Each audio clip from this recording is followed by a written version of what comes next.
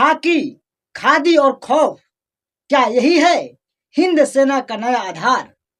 कुछ समय पहले तक उन्हें बिहार का सिंघम कहा जाता था। तेज तरार, दबंग, ईमानदार, कड़क आईपीएस अधिकारी शिवदीप लांडे, जिनके नाम से अपराधी कांपते थे, आज राजनीति के मैदान में कूद पड़े हैं, एक नई पार्टी हिंद सेना के मुखिया बनकर।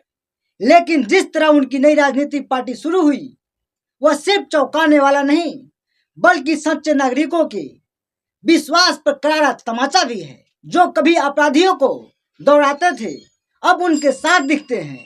मुंगेर में एक मित्र ने हाल ही में एक दिलचस्प घटना साझा की। लांडे साहब जो दौरे पर थे, तो उनके आसपास कुछ बेहद कुख्यात चेहरे मंडरा रहे थे। वही चेहरे जिनकी तस्वीरें पहले वांछित लिस्ट में थी, आज वे सम्मानित मुद्रा में उनके साथ संवाद करते दिखे।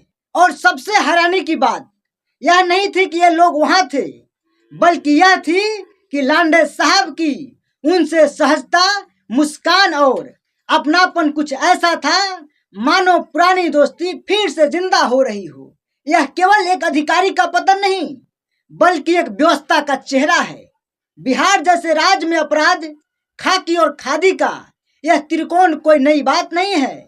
लेकिन जब वही व्यक्ति जो संविधान की रक्षा की शपथ खाकर जनता की सेवा करता रहा, राजनीति में आकर उन्हीं तत्वों से जुड़ने लगे जिनसे वो लड़ता था, तब यह सिर्फ व्यक्ति नहीं, पूरे सिस्टम पर अविश्वास पैदा करता है।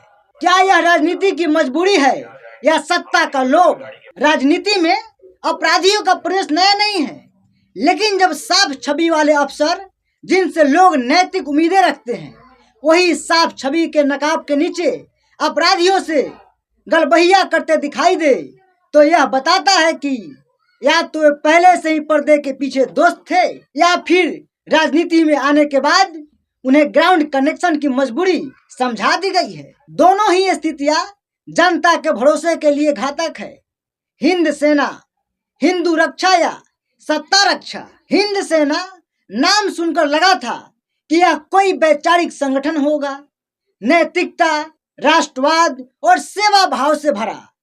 लेकिन शुरुआती दृश्य तो यह बता रहे हैं कि सेना बनाने से पहले ही अपराधियों की परेड हो चुकी है। क्या ये वही हिंदू रक्षक हैं जिनके खिलाफ केस चल रहे हैं? क्या ये वही सामाजिक कार्यकर्ता हैं जो कभी भय का पर्याय थे? जनता अब केवल उत्साह नहीं, विवेक भी देख रही है। आज जनता के पास केवल नारों से बहलाने का विकल्प नहीं है। अब वे पूछ रहे हैं, क्या आईपीएस बनने का मतलब केवल डिग्री और वर्दी है, या आंतरिक चरित्र भी? जो कभी थाने में अपराधी पीटते थे, अब उन्हें मंच क्यों दे रहे हैं?